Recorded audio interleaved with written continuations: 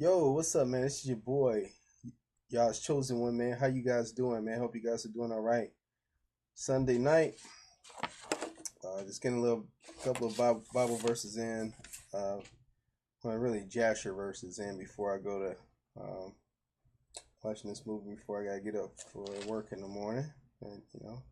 So just gonna do this and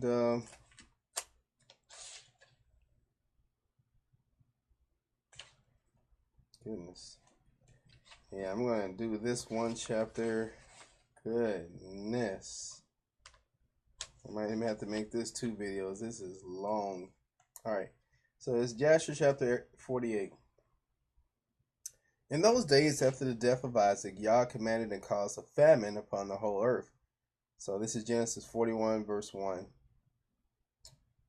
At that time, Pharaoh, king of Egypt, was sitting upon his throne in the land of Egypt, and lay in his bed and dreamed dreams. And Pharaoh saw in his dream that he was standing by the side of the river of Egypt. Genesis 41, verse 2. And whilst he was standing, he saw and behold, seven fat fleshed and well-favored kine came up out of the river. Genesis 41, verse 3. And seven other kine, lean-fleshed and ill-favored, came up after them. And the seven ill-favored ones swallowed up the well-favored ones, and still their appearance was ill as the first. So these little nasty, starved kine, came up from the river, and they swallowed the other ones, but they still looked ill. And he awoke, and he slept again. He dreamed a second time, and he saw and behold, 7 ears of corn came up upon one stalk, full and good, and 7 thin ears blasted with the east wind sprang up after them, and the thin ears swallowed up the full ones. And Pharaoh awoke out of his dream. Genesis 41, verse 5 through 7. And in the morning the king remembered his dreams, and his spirit was sadly troubled on account of his dreams. And the king hastened and sent and called for all the magicians, not priests, magicians, sorcerers of Egypt, and the wise men, and they came and stood before Pharaoh. And the king said unto them, I have dreamed dreams, and there is none to interpret them. And they said unto the king, Relate thy dreams to thy servants, and let us hear them. Okay. And the king related his dreams to them, and they all answered and said with one voice to the king, May the king live forever, and this is the interpretation of thy dreams. The 7 good kine which thou didst see denote 7 daughters that will be born unto thee in the latter days. And the 7 kine which thou sawest come up after them, and swallowed them up, are for a sign that the daughters which will be born unto thee will all die in the lifetime of the king. And that which thou didst see in the second dream of 7 full good ears of corn coming up out of the stalk, this is their interpretation, that thou wilt build up unto thyself in the latter days 7 cities throughout the land of Egypt, and that which thou sawest of the 7 blasted ears of corn springing up after them, and swallowing them up, which thou didst behold them with thine eyes, is for a sign that the cities which thou wilt build will all be destroyed in the latter days in the lifetime of the king. And when they spoke these words, the king did not incline his ear to their words, neither did he fix his heart upon them. He was like, man, y'all are idiots. These are me, my magicians, my wise men. I ain't hearing that stuff, man. Don't get that malarkey out of here. For the king knew in his wisdom that they did not give a proper interpretation of the dreams. And when they had finished speaking before the king answered them, saying, What is this thing that you have spoken unto me? What's this bull crap you speaking? Surely you have uttered falsehood and spoken lies. Therefore, now give the proper interpretation of my dreams, that you may not die. All right? Look, you're living a good life. I got you as my magicians and wise men and sorcerers for a reason. Now you're going to interpret my dream, or you're going to die. And the king commanded after this, and he sent and called again other wise men, and they came and stood before the king. And the king related his dreams to them, and they all answered him according to the first interpretation. And the king's anger was kindled, and he was very wroth. And the king said unto them, surely you speak lies and utter falsehood in what you have said. This is all Genesis 41 verse 8. Genesis 41 verse 8 just gives, and this tells all what went down with this prophecy. And the king commanded that a proclamation should be issued throughout the land of Egypt, saying, it is resolved by the king and his great men, that any wise man who knoweth and understandeth the interpretation of dreams, and will not come this day before the king, shall die. And the man that will declare unto the king the proper interpretation of his dreams, there shall be given unto him all that he will require from the king.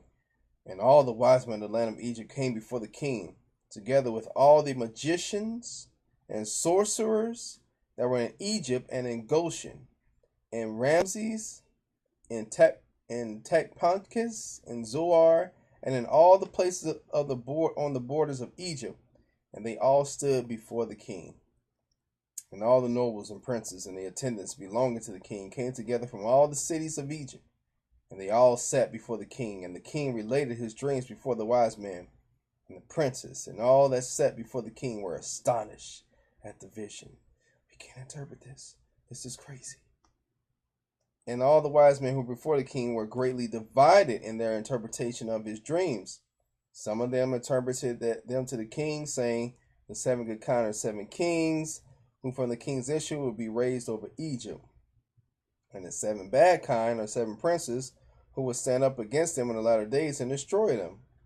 And the 7 ears of corn are the 7 great princes belonging to Egypt, who will fall in the hands of the 7 less powerful princes of their enemies in the wars of our Lord the king. And some of them interpreted to the king in this manner, saying, the 7 good kind are the strong cities of Egypt, and the 7 bad kind are the 7 nations of the land of Canaan, who will come against the 7 cities of Egypt in the latter days and destroy them. And that which thou sawest in the second dream of 7 good and bad ears of corn is a sign that the government of Egypt will again return to thy seed as at first. And in this reign, the people of the cities of Egypt will turn against the 7 cities of Canaan, who are stronger than they are, and will destroy them, and the government of Egypt will return to thy seed. And some of them said unto the king, this is the interpretation of thy dreams. The 7 good kind are 7 queens, whom thou wilt take for wives in the latter days, and the 7 bad kind denotes that those women will all die in the lifetime of the king. And the 7 good and bad ears of corn, which thou didst see in the second dream, are 14 children. And it will be in latter days that they will stand up and fight amongst themselves, and 7 of them will smite the 7 that are more powerful. And some of them said these words unto the king, saying, the 7 good kind denote that 7 children will be born to thee, and they will slay 7 of thy children's children in the latter days.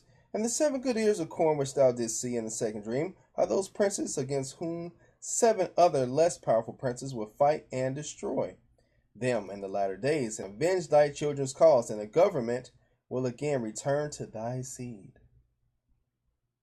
And the king heard all the words of these wise men of Egypt and their interpretation of his dreams, and none of them pleased the king. I don't blame you, king. This is ridiculous. We got all these so-called wise men and sorcerers here in Egypt, and none of y'all can interpret my doggone dream. And the king knew in his wisdom that they did not altogether speak correctly in all these words, for this was from Yah, to frustrate the words of the wise men of Egypt, in order that Joseph might go forth from the house of confinement, and in order that he should become great in Egypt. It's all Yah's plan. You see, that's why Yah punished Joseph for believing in that baker. Wait a minute. Yeah, it was the baker, I think. Yeah, he believed in that baker, and he got 2 more years of imprisonment from Yah because Joseph was trying to put his faith in that stupid butler or the baker. I forget which one. But Yah already had a plan for Joseph.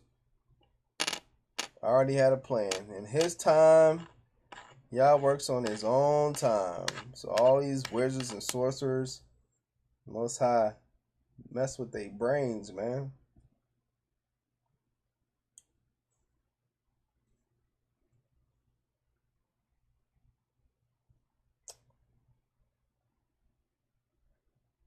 And the king saw that none amongst all the wise men and magicians of Egypt spoke correctly to him, and the king's wrath was kindled, and his anger burned within him. And the king commanded that all the wise men and magicians should go out from before him, and they all went out from before the king with shame and disgrace. You all idiots, you get out of here, you idiots. You just trying to get what you want. You just saying any damn thing. Get out of my presence. And the king commanded that a proclamation be sent throughout Egypt to slay all the magicians that were in Egypt, and not one of them should be suffered to live.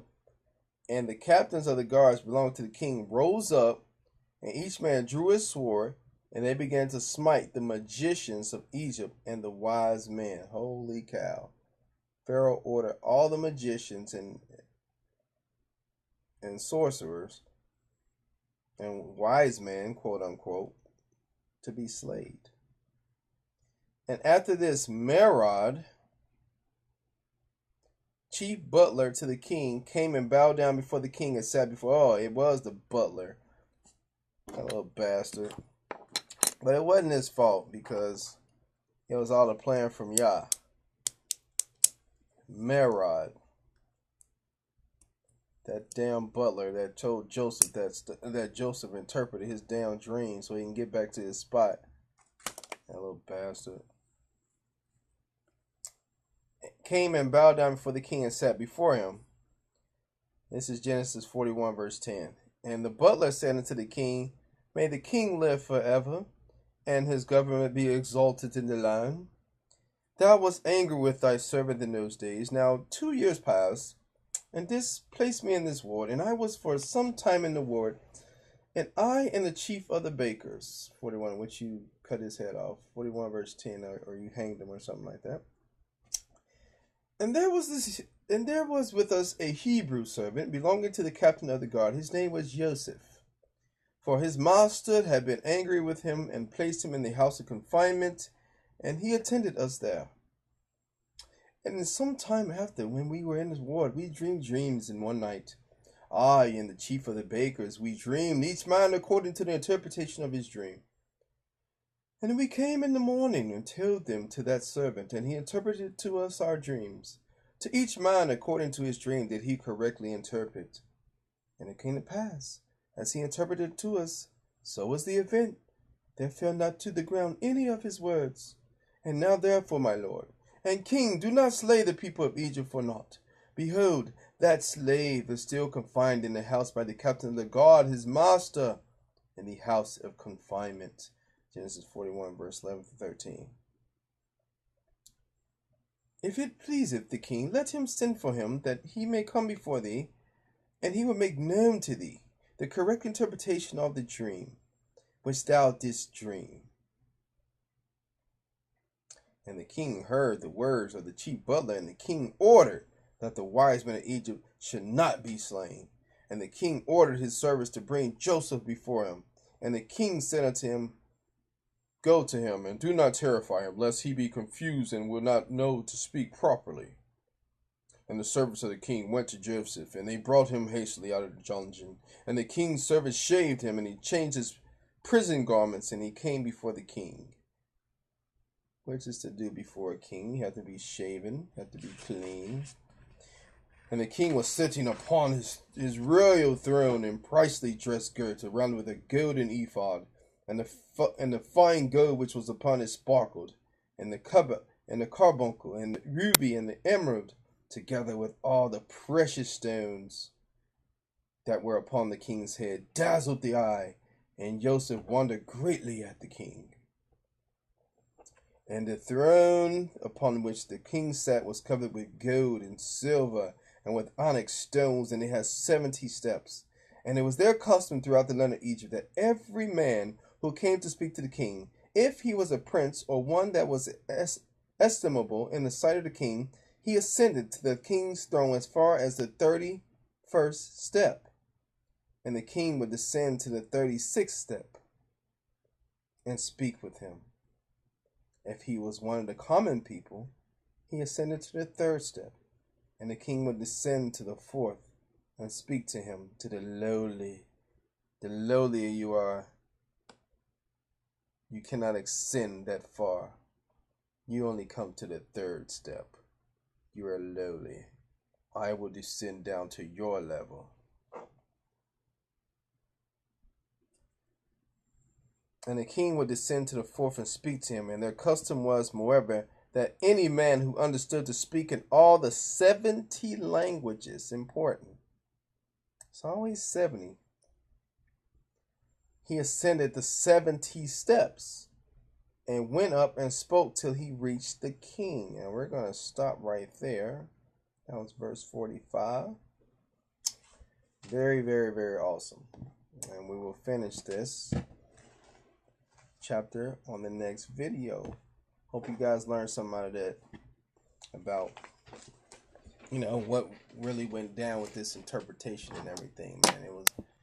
It's a wild goose chase to find Joseph, but now we know that it was all Yah's plan for this to happen.